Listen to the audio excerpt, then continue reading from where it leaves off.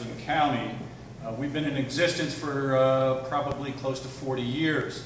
What I'm here to do today is to ask you to support our 5-year renewal of our levy. Our levy was last on the ballot in 2005. It's a 2.2 mil levy.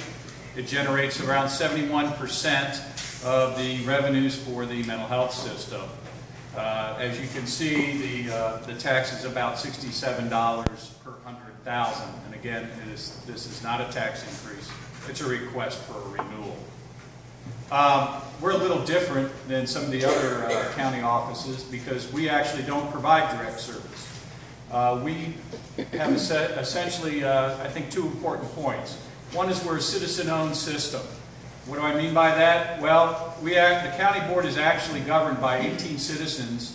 10 are appointed by the Board of County Commissioners, and 8 are appointed by the Director of the Ohio Department of Mental Health and Addiction Services.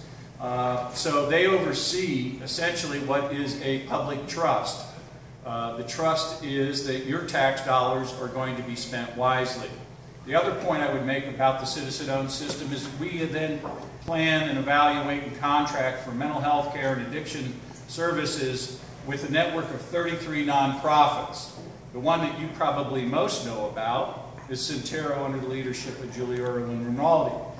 It's one of the 33 that we contract for to provide behavioral health care here in Franklin County and in the Dublin area. Let me also just mention I am a resident of Dublin. I'm proud to be a longtime resident of Dublin. I also live in Washington Township, and my grandchildren enjoy the zoo, so I'm all in on the just to give you some idea on zip code 17, and we did mix in 16, but to give you some idea, there are over 202 people that received subsidies through the levy, over $400,000. But I'd also make a mention about some of the things that the levy does that you wouldn't see normally about as far as treatment direct service. The key thing is we've gone out to all the suburban school districts because of some of the emerging issues with our young people. We went out and asked them, tell us what you need from your mental health system. And we then asked them, after we heard from them, we said, who do you want to partner with? And so we're proud to say that we partnered with Dublin City Schools as well as with Centero and their leadership of Julie to put a better mental health presence, if you will, inside our Dublin City School District, our Hilliard City School District, and actually all suburban school districts.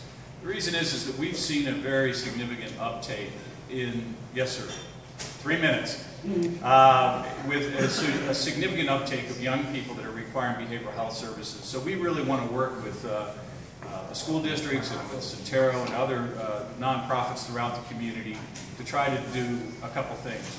One is early identification and detection of children that may actually be experiencing some mental health issues or substance abuse issues. And I think the other thing too is just to try to educate them in a preventative and a wellness context. These are the focus areas of the county board. You can see that it's a very diverse agenda. It's prevention, it's treatment, it's mental health care, it's housing, it's community education, job training. You know, it's a fragile proposition to sustain people with severe persistent mental illnesses in the community. We actually, through the network of those 33 nonprofits, touch over 25,000 individuals.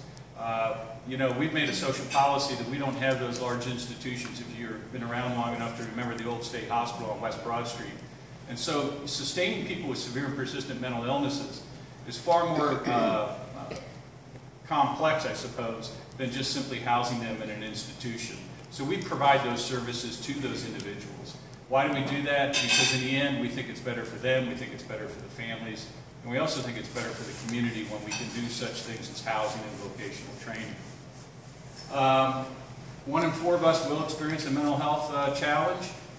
So statistically, there's about 12 of you over here that I need to talk to after the meeting. What's it? Oh, I'm sorry. It was not a mental health problem. It was a substance abuse problem. Yeah. But we can help with that as well. So really what I'm asking for is, you know, in an old-fashioned kind of way, I'm asking you to vote yes on issue 14.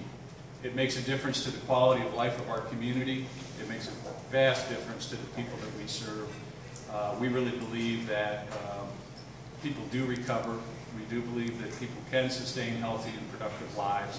And so I respectfully ask for your vote. And if you're so inclined to help us with issue 14, I would ask that you speak to your neighbors, your friends, your family, and come out on November 3rd, I believe, Tom? Yeah, it's November 3rd. That's yeah, it is November 3rd. And vote yes on issue 14, issue 15, and of course, our fire department. Thank you.